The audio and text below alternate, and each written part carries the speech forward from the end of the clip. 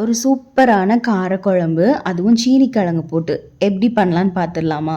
அதுக்கு வந்து try ingredient எல்லாத்தையுமே ஆயிலில் வந்து நல்லா ரோஸ்ட் பண்ணிக்கலாம். தென் வந்துட்டு தாராளமாக எண்ணெய் விட்டுட்டு வெந்தயம், வத்தல் இது ரெண்டையும் தாளிச்சிட்டு சின்ன வெங்காயம் ஒரு 15லேருந்து 20 ஆட் பண்ணிக்கலாம். தக்காளி ஆட் பண்ணிட்டு நல்லா வதங்கினதும் சீனிக்கிழங்கு வந்து இந்த மாதிரி பெருசு பெருசாக கட் பண்ணி வச்சுருக்கேன். ஸோ அதையுமே ஆட் பண்ணிக்கலாம். ஆட் பண்ணிட்டு உப்பு மஞ்சத்தூள் ரெண்டுத்தையும் போட்டு நல்லா வதக்கி விட்டுக்கலாம்.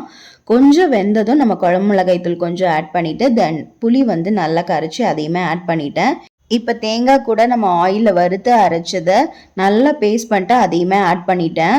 ஸோ எல்லாமே நல்லா கொதிச்சு எண்ணெய் இந்த மாதிரி பிரிஞ்சு வர வரைக்கும் வெயிட் பண்ணிங்கன்னா ஒரு சூப்பரான காரக்குழம்பு ரெடி ஆகிடும். கண்டிப்பாக ட்ரை பண்ணி பாருங்கள். டேஸ்ட் வந்து ரொம்பவே நல்லா இருந்தது.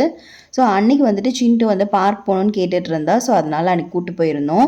ரொம்ப நாளாக கேட்டுகிட்டே இருந்தா. ஸோ அன்றைக்கி தான் டைம் கிடச்சிது. ஸோ நல்லா ஜாலியாக சின்ட்டு வந்துட்டு பார்க்கில் விளையாடிட்டு இருந்தா. ஸோ வீடியோ பிடிச்சிருந்தா லைக் பண்ணுங்கள். நாளைக்கு இன்னொரு வீடியோவில் மீட் பண்ணலாம். பாய்.